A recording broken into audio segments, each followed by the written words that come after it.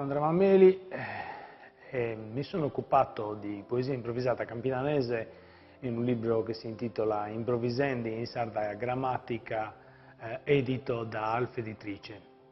E oggi ci troviamo in un paese, Ussaramanna, che è decisamente oltre i confini della poesia improvvisata campidanese. Io sono convinto che per preservare la poesia improvvisata campidanese dall'oblio sia necessario esportarla oltre i suoi confini di fruizione soliti e sia doveroso provare anche a paragonarla, confrontarla con altri tipi di improvvisazione, di canti, sia in sardo che no. E questo è ciò che abbiamo fatto oggi in questo convegno che si è tenuto a Ussaramanna, di cui vedete alle mie spalle il manifesto. Una mattinata molto interessante di confronti tra giovani che improvvisano in maniera diversa, che cantano in maniera diversa, quindi poesia improvvisata campidanese, mutettu longu, verso cursus e rap.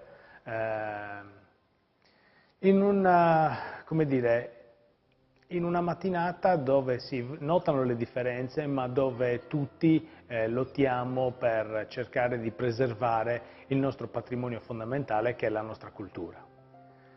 La poesia improvvisata campidanese si esplica sostanzialmente nei palchi delle feste e si esprime in due momenti fondamentali, che sono quello del Su mutettu longu e del Su verso curzu. Su mutettu longu è stato definito da un etnomusicologo come Paolo Bravi come il diamante purissimo della poesia sarda.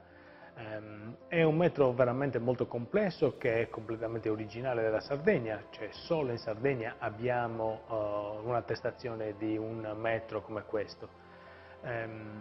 Vi invito, se vorrete approfondire questo argomento, a entrare su YouTube, nella pagina di Sa Poesia Improvvisata Campidanesa, dove spieghiamo queste cose in questo momento ancora in sardo, ma abbiamo in progetto anche di tradurle in italiano e di parlarle in italiano, perché questo metro meriterebbe di essere tutelato e anche approfondito, dà valore alla sardità e alla cultura della Sardegna.